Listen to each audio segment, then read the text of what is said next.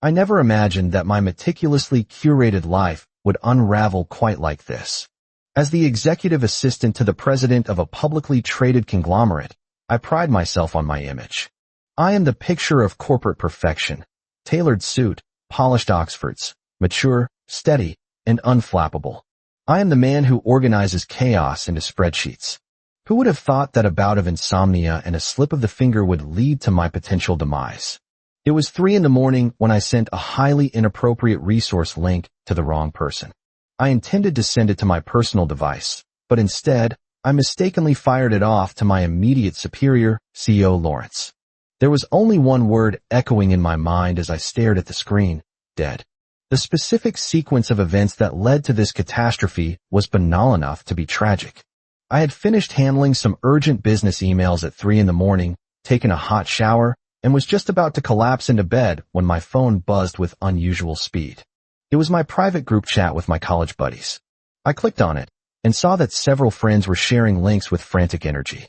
My message read, "What are you guys sending at this hour?"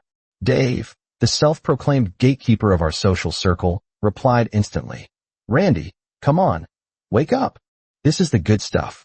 I typed back, "Huh."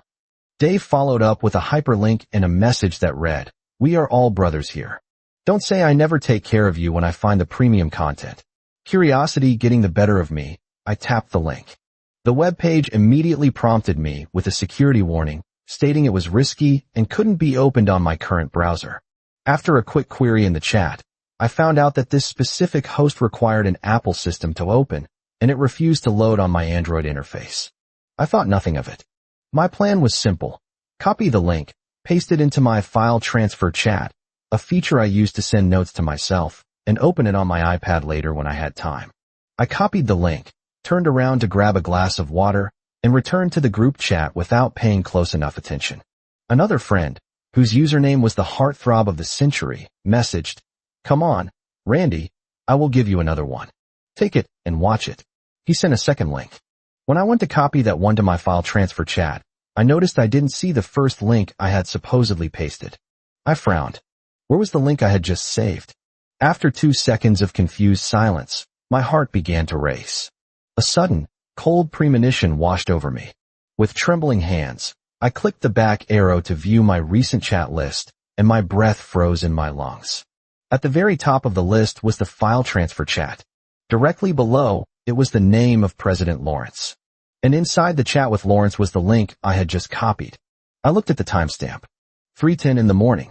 A full 10 minutes had passed since I sent it. The recall window for deleting messages was only 2 minutes. 10 fatal minutes had drifted by while I was getting water. I sat on the edge of my bed in the dark, staring at the link in the chat box, feeling utterly stupid. In those 10 minutes, I cycled through every possible excuse. I could pretend my account was hacked. I drafted a mental message. "Mr. Lawrence, my account has been compromised. Someone stole my login and sent a mass message." Or perhaps I could pretend I was infected with a virus. "Everyone, please do not click on the link.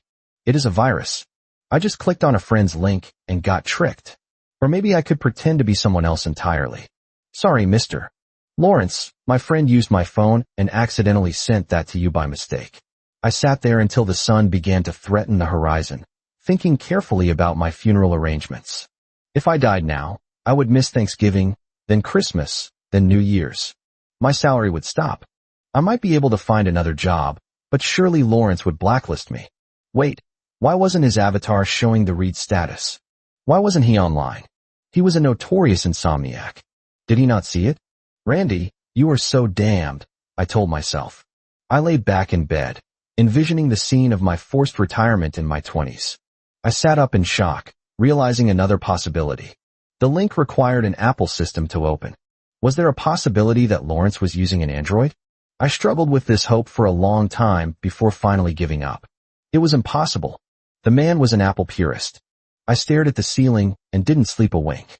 The next morning, I rushed to the company headquarters with dark circles under my eyes, my heart beating like a war drum. I saw Maisie at the front desk. Her eyes lit up when she saw me, her voice sickeningly sweet. "Secretary Randy," she chirped. "The president just arrived. He said that when he saw you come in, I was to tell you to go directly to his office on the 28th floor to find him. I paused as I walked toward the elevator, fighting the urge to turn around and sprint out of the building. My legs felt like lead, and internally, I was weeping. However, my face remained perfectly calm, without a single twitch of emotion. This was my superpower and my curse, facial paralysis. I thought back to when I had just graduated and applied for a job at the Lawrence Group, one of the top 10 conglomerates in the country. Countless talented students from Ivy League schools had walked out of the interview room with pale faces, their scalps numb from the pressure. I was the only one who stood out from the crowd, solely because of the facial paralysis I was born with. When I walked out of that office, my legs were weak from terror, but because my face couldn't express fear, I looked steady, confident, and sure to win.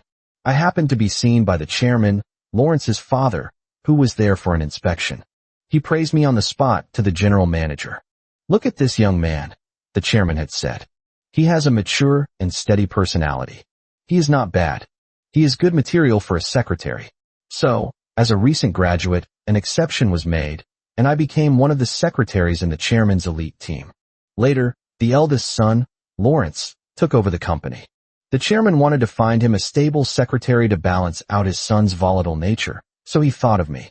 Lawrence had a bad temper and was domineering, often clashing with his father over company affairs. And I, the secretary sent by the chairman, was obligated to inform the chairman of all major and minor matters.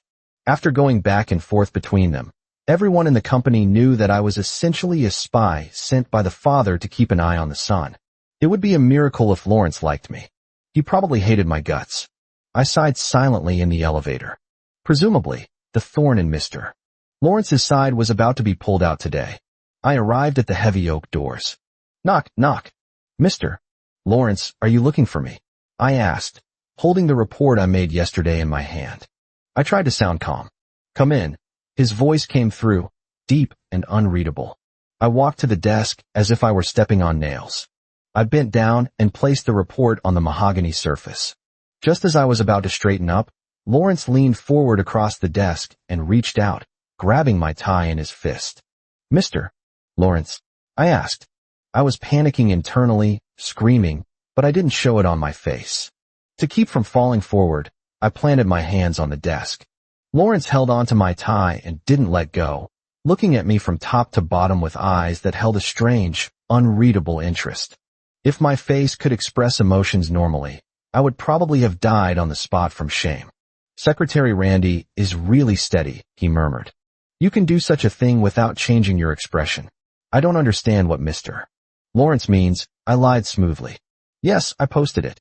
But I refused to admit that I posted it. What could he do to me? Besides, what was wrong with men watching short movies? I was an adult. I was kind-hearted. I helped old ladies cross the street. I was not guilty of a crime just for watching a video."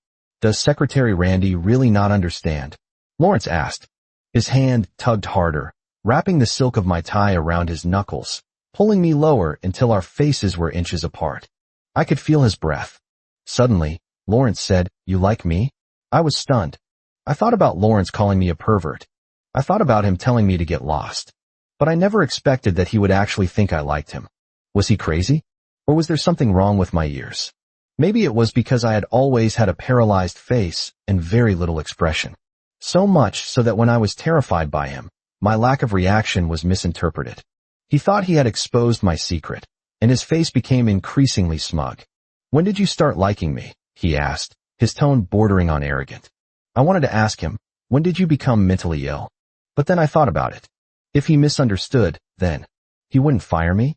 A monthly salary of $20,000. That was an important salary. So what if I was misunderstood as liking men? It didn't matter. I could be gay for pay. I could do anything for that kind of money. For a moment, I almost laughed out loud. I quickly thought about all the saddest things in my life to suppress the corner of my mouth, which was twitching. I turned my head and used the best acting skills of my life. "Oh," I said, lowering my voice to a whisper. "No wonder you love to gossip with the chairman so much.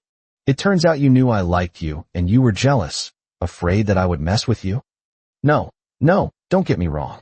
Simply, the chairman said that he would give me an additional salary of $10,000 every month paid personally, to spy on you.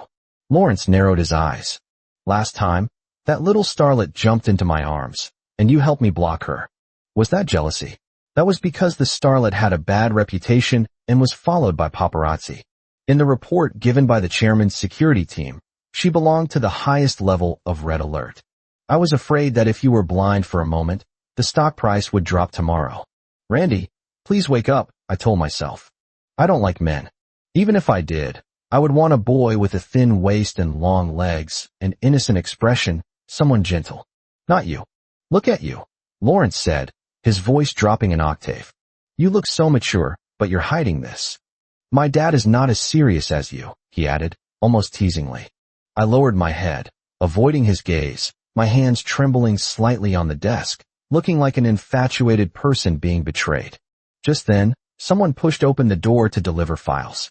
I deliberately bit my tongue hard. My eyes turned red from the sharp pain, and I nodded towards Lawrence with watery eyes. I understand, I choked out. With disbelief in his eyes, he watched as I turned around and walked out of the office quickly and sadly. Damn it, I bit my tongue too hard. It hurt. That night, Lawrence made an appointment with the young master of a rival family in a private room at a high-end nightclub called The Night. When I was about to get off work, Lawrence came over and knocked on my desk. His tone was lazy and unclear. Follow me to The Night later. What? I asked. I get off work in 2 minutes. Why should I go to a nightclub with you? After I go home, I have a new show to binge and an ice-cold cola waiting. My friend just got off work, and we were going to game online. I have to get off work, Mr. Lawrence, I said, lowering my head and pretending to be hurt, thinking that Lawrence would want to avoid the awkwardness of my crush. Unexpectedly, he took out his mobile phone. A notification pinged on my screen. He had transferred $2,000 to me. For overtime pay, he said. Go and drive for me. I looked at my phone twice. I'm sorry, Dignity. For the sake of survival, you must take a back seat. Okay, Mr. Lawrence, I said. At The Night, as soon as Lawrence walked in, several young men raised their glasses to greet him. After a while, the girls and boys who were hired to provide atmosphere came in beautifully, one by one, and sat down. A pile of cash was placed on the glass table. Spencer, the heir to the Song Group and Lawrence's frenemy, took out 2 thick stacks of bills and threw them on the table. Whoever dances well, and whoever my brothers like, will take $20,000 away, Spencer announced. My eyes turned red when I stared at the pile of money. Dance for half an hour at most, and get $20,000? That was a month's salary. I worked so hard and had to endure pretending that I had a crush on Lawrence. My life was miserable. Several boys and girls probably thought the same thing as me, and they jumped up to dance by the table. There was thunderous applause and a warm atmosphere. I was the only one in the whole world who had my eyes fixed on the money and couldn't look away from it for a second. Perhaps my gaze was too intense. After several other people in the room finished, Spencer looked at me. Secretary Randy is interested? Spencer sneered. How about giving it a try? Seeing that Lawrence and I were seemingly at odds, he wanted to humiliate me. Someone else next to him whispered, Secretary Randy belongs to Uncle Lawrence's team. How can Mr. Spencer be able to buy him for $20,000? Lawrence was sitting lazily on the sofa nearby, playing with a sterling silver lighter, flipping the lid open and closed with a metallic click. He didn't even look at me. Spencer's face was full of disdain. That's right. How can Secretary Randy compare with ordinary people? Let's do this. If Secretary Randy dances, there is more than 100,000 left on this table. You can take it all. Everyone in the room turned their eyes toward me, probably expecting me to storm out or make a fool of myself. I chuckled internally. I stood up and reached out to unbutton my suit jacket. Did they think I was the kind of person with high self-esteem? Did they think I was above humiliation? I was a worker. I could dance for a while and secure my financial future. $100,000 was enough to feed me for 2 years. But it was impossible for me to make a fool of myself. After all, I had studied dance in college. Since you gentlemen value me so much, I am embarrassed to refuse, I said calmly. The sarcasm on the lips of several people became more serious. I threw my suit jacket on the sofa. I undid a few buttons of my white shirt, exposing my collarbone. I loosened my belt slightly. The stark black shirt against my pale skin looked striking under the dim lights. If it wasn't for this $100,000, I would never let others see me like this. It was a bit embarrassing to step onto the table with my leather shoes, but I committed. I moved with the beat, tracing my slender fingertips from the side of my face down to my chest. My expressionless face looked aloof and charming under the strobe lights. Hey, Lawrence, do you want to see me make a fool of myself? Watch this. My eyes were like hooks, staring firmly at Lawrence. The dance continued, my waist moving with a fluid precision. Lawrence's eyes seemed to be glued to my body, gradually becoming sluggish with the rhythm of the music. Damn it, I thought. Usually, Randy looks ascetic and gentle, but when he dances, he is exciting. Tisk, tisk, Spencer commented loudly. This waist and figure are more attractive than my new model girlfriend. Spencer turned to speak to Lawrence, but he didn't hear a reply. As soon as I turned around in a spin, I saw Lawrence's lighter dropped on his lap, his hand still holding the shape of it in the air, his eyes completely locked on me. The music stopped. I was breathing hard. I bit my lower lip, my mouth dry, the corners of my eyes red from exertion.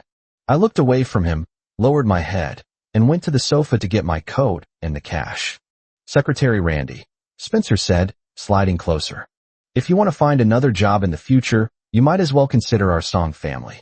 I have several entertainment companies under my control. I can let you choose. He leaned in, his voice dropping. After all, not all feelings will be reciprocated, and falling in love with a straight man like Lawrence will not end well. Spencer pressed against me, starting to poach me right in front of his rival. His fingertips ran along my shoulders repeatedly. Spencer. Lawrence's voice roared, filled with unconcealed anger. Poaching people in front of me. The people next to him smiled nervously, sensing the tension. I pulled away from Spencer's dishonest claws. I glanced at Lawrence and lowered my eyelashes slightly. Mr. Spencer, I am still suitable for receiving the Lawrence Group's salary, I said. After all, I was just visiting from the chairman's office. If I followed Spencer, I would have to handle official business during the day and deal with his harassment at night. I was afraid I wouldn't survive to retirement. Moreover, in terms of appearance, Lawrence won.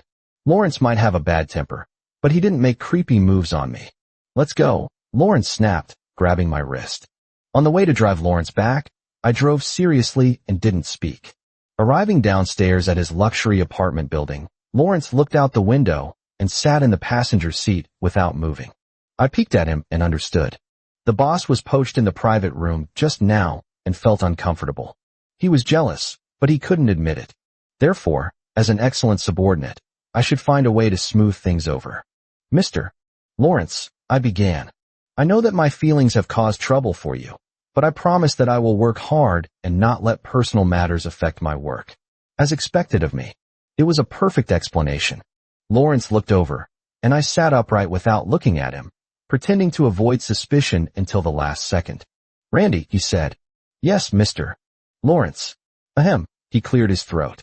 I know it's hard to control feelings, especially when my looks, figure, and family background are all top-notch.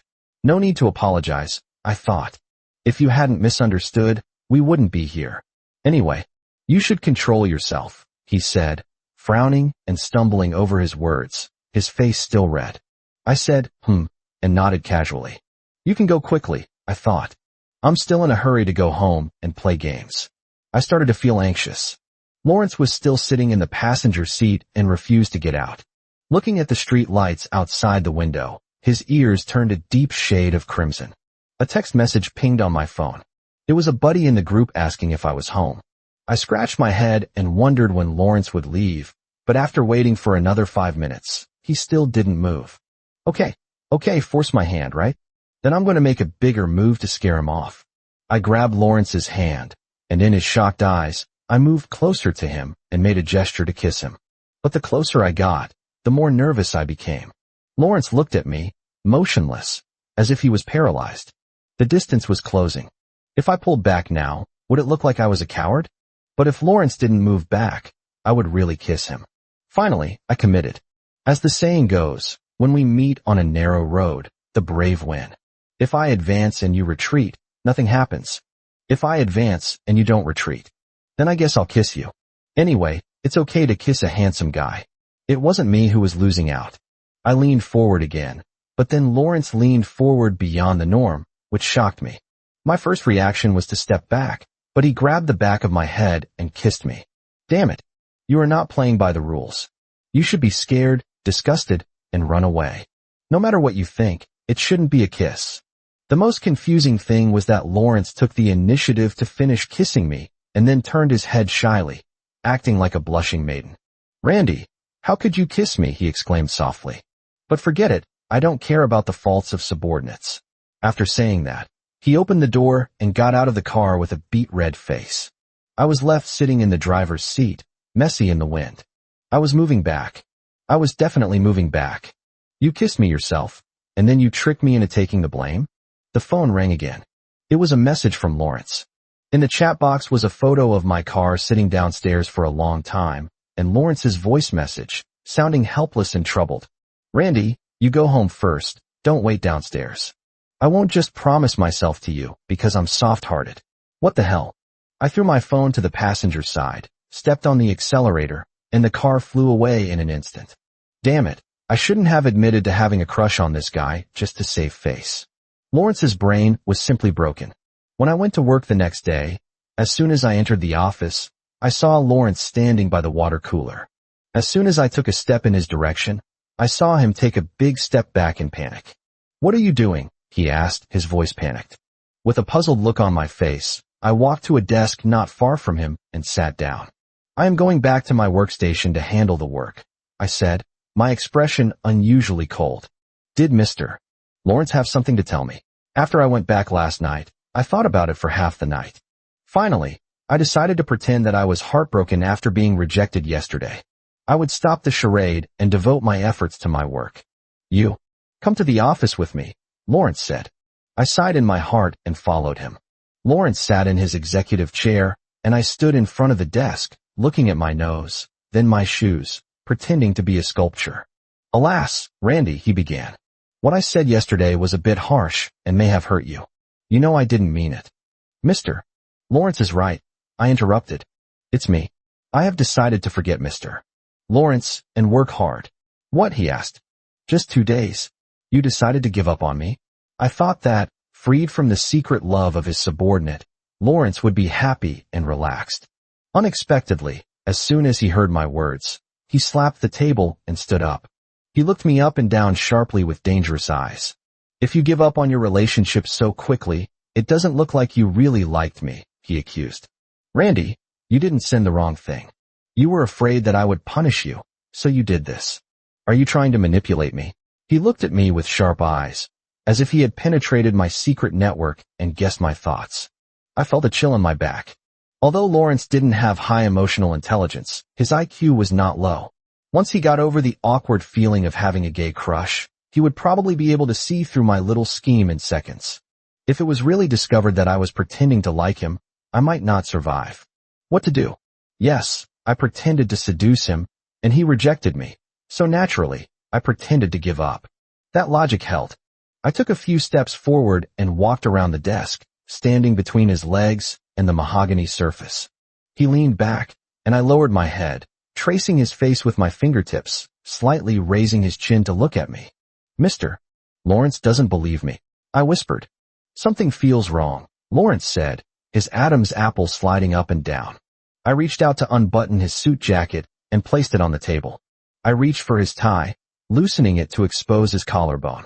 My fingertips rubbed his chest, and I straddled his legs boldly. I've already kissed you, but Mr. Lawrence suddenly felt that I gave up too quickly. I murmured, do you want to be responsible for me? I lowered my head and moved closer to him. My breathing was audible, and he swallowed hard. Just when I wanted to increase the intensity to make Lawrence uncomfortable enough to push me away, there was a sudden knock on the door behind me. Then the door handle twisted. Someone was coming in. But at this time, I was not wearing a suit jacket, my collar was unbuttoned, and I was sitting on Lawrence's lap. If word of this got out, I wouldn't be able to clean my reputation even if I washed it in holy water. I stood up in a panic, but I tripped over a chair leg. I pushed Lawrence's chair back and fell, landing on my knees directly between his legs. The instant pain made my eyes water, and I let out a sharp gasp. Ah! Secretary Charlie screamed suddenly as he walked in. I turned around and saw him. Dead. I was dead. There was no baffle in front of Lawrence's desk. And I, Secretary Randy, was disheveled, my eyes red, kneeling in front of Lawrence with a desperate look on my face. I looked back slowly. Damn it, I couldn't even explain it. There was a distinct bulge in Lawrence's suit pants from my previous teasing. Who could see this and explain it clearly? Mr. Lawrence. Secretary Randy. Charlie shouted, covering his eyes. Don't worry, I won't tell anyone about this. Even if I am put in a coffin, I won't tell anyone. After saying these words quickly, he backed out and slammed the door. Then, I heard the lock click. He had locked us in. I knelt on the ground, and all I could think was, if that doesn't work, I'll just jump off the building. It's only the 28th floor. It will be over soon. Ahem, Lawrence coughed. You should get up first. Secretary Charlie is very strict and won't go out and talk nonsense. I stood up holding onto the table, silently arranged my buttons and tie, and put on my coat. I walked out of Lawrence's office with a heart full of the weight of the world. In the afternoon, I went to the tea room to make coffee to refresh myself. As soon as I turned my head, I bumped into Lawrence. Just when I was about to leave, I heard Secretary Charlie's voice from the hallway. I subconsciously pulled Lawrence and hid in the utility room next to the pantry. I pressed him against the wall and covered his mouth with my hand. Immediately afterwards, Secretary Charlie, who Lawrence swore was very strict, began sharing what he had seen and heard with the entire office. Guess what I saw when I went to deliver documents to Mr. Lawrence's office today? Charlie whispered loudly. What did you see? A colleague asked. Is Mr. Lawrence not wearing a shirt? Does he have abs? It's not such a trivial matter. It's huge news. Does Secretary Randy know? The one chairman sent to spy on him. I know. They are enemies. That's just the surface. Charlie said conspiratorially. In private, it's completely different. Mr. Lawrence and Secretary Randy are a couple, real or fake. How can it be? When I went to the office, I saw Secretary Randy kneeling in front of Mr. Lawrence's chair. He was disheveled. Mr. Lawrence seemed quite excited. Damn it. Secretary Randy doesn't look like someone who would do such a thing. Hey, you don't understand, Charlie explained. It's this kind of abstinent person who, when confused by love, is more attractive. I turned my head and looked at Lawrence vaguely in the darkness of the utility closet. Is this what you said, that Secretary Charlie is very strict? Lawrence also looked embarrassed. The people outside finally became silent, probably leaving. I turned around angrily and wanted to go out, but the place was too narrow. I tripped over Lawrence's shoes and almost fell down. I gasped, twisting my ankle. In order to balance myself in the small space, I stretched out my hand to support him. I felt my hand go soft and heard Lawrence groan above me. Randy, let go. Before he could take his hand away, the dark utility room suddenly lit up. The door opened. The very strict Secretary Charlie and several of his colleagues were standing there, looking at the two of us with wide eyes. We were tangled together in a closet, breathing heavily. Mr. Lawrence, Charlie squeaked. You guys. Lawrence stammered. He tried to stand still, but he was flushed. I frowned, taking a step forward to block Mr. Lawrence, who had little experience in being caught in compromising positions, behind me. Do I still need to explain to you word for word what happened between Mr. Lawrence and me? I asked coldly. No need. No need. Charlie waved his hands frantically. Go back to work, everyone.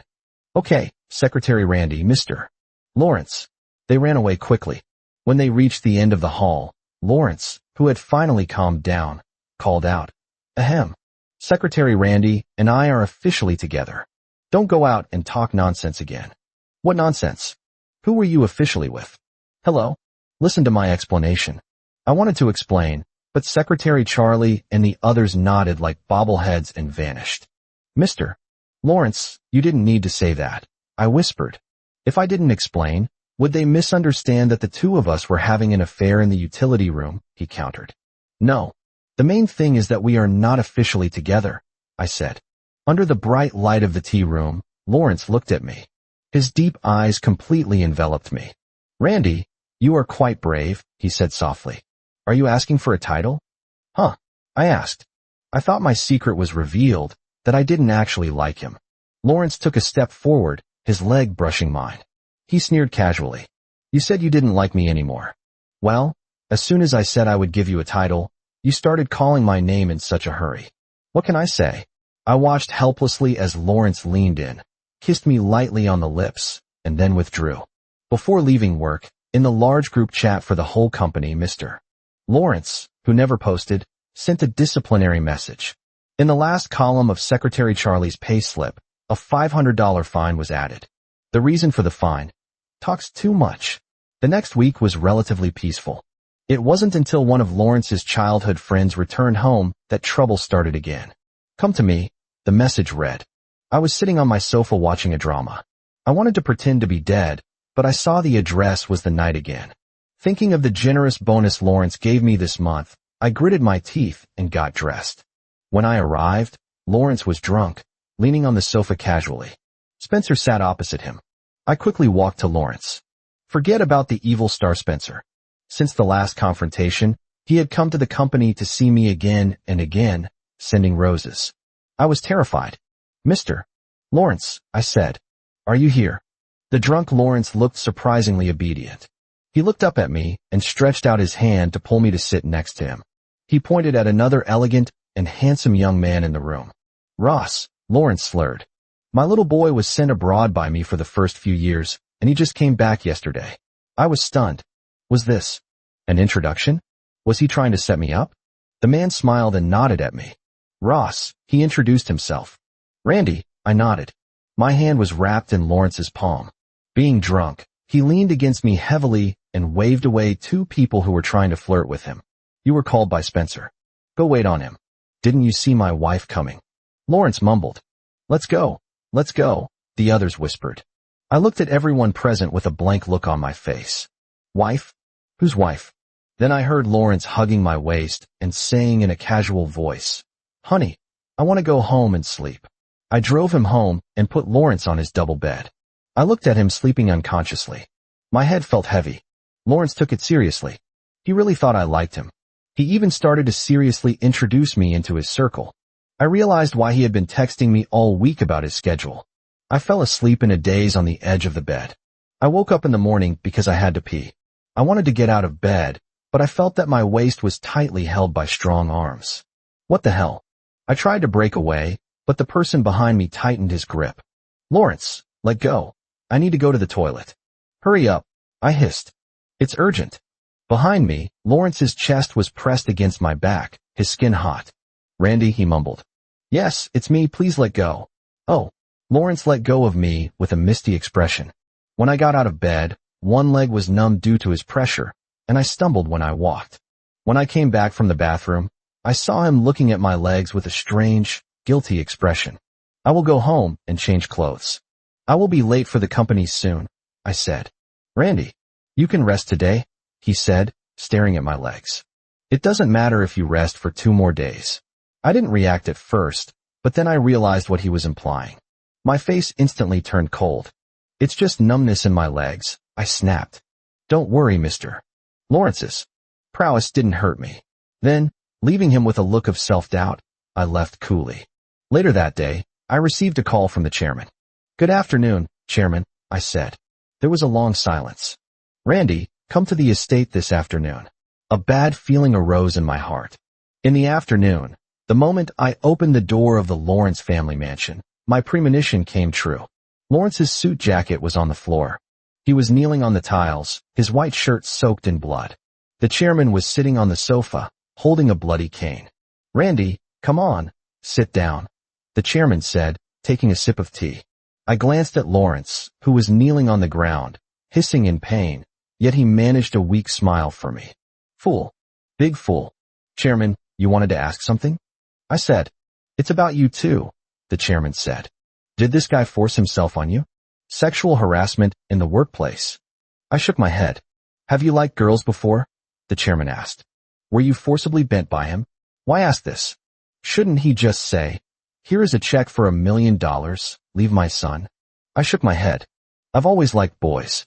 When Lawrence heard this, his eyes lit up. Dad, look, I just said he likes me.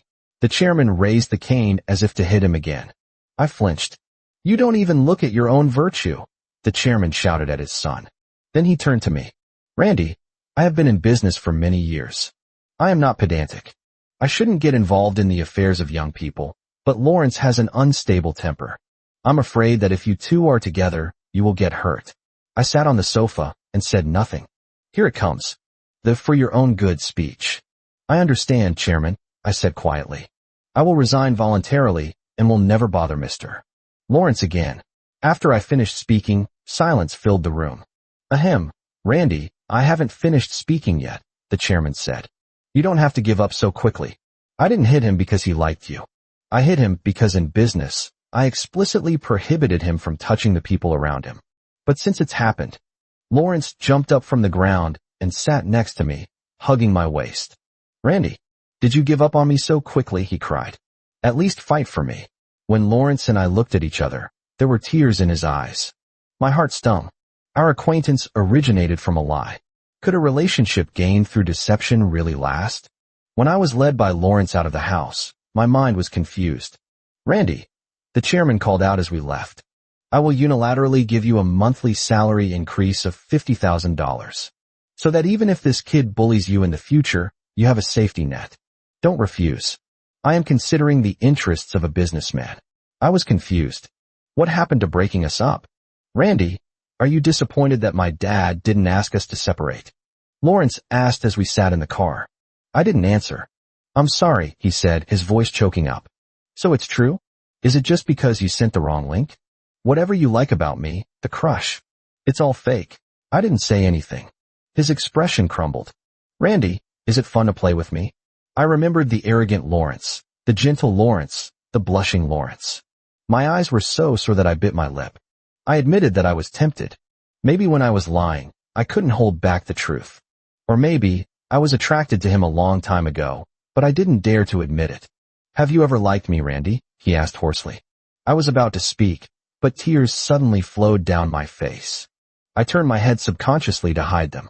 Lawrence, seeing my turn away, thought I was denying it. You are so cruel. Lawrence got out of the car and kicked my tire in frustration. Tears flooded my vision. I was a coward. When I was a child, my parents fought constantly. I learned to wear a mask of disguise so that when they eventually left me, I wouldn't show sadness. Lawrence and I were different. He had a father who supported him. I had nothing. So I didn't dare to reach out for happiness. It felt like a phantom. In the WeChat chat box, the wrong link was still there. It gave me the illusion that as long as I took one step forward, I could really have the happiness I dreamed of. Lawrence, could I really have happiness? Early the next morning, I made up my mind. I stood at the elevator door holding a single red rose. When I arrived on the floor where I worked, I saw the very strict Secretary Charlie standing in the corridor. A circle of people stood around him, listening to him gossip. I heard that we first got together because Secretary Randy sent the wrong link to the president. Charlie laughed. Someone saw me and called out, Secretary Randy. The crowd dispersed. Charlie looked terrified. Anyway, Secretary Randy, Mr. Lawrence asked me to promote your love story all day long. Charlie stammered. I felt numb. I walked to the door of Lawrence's office holding the flower. Knock, knock. Come in. I pushed the door open. Lawrence looked up, his face cold, until he saw the rose in my arms. He tried to suppress a smile, but failed miserably. If I am attracted to you, this time is no excuse, I said, my voice trembling slightly. Mr.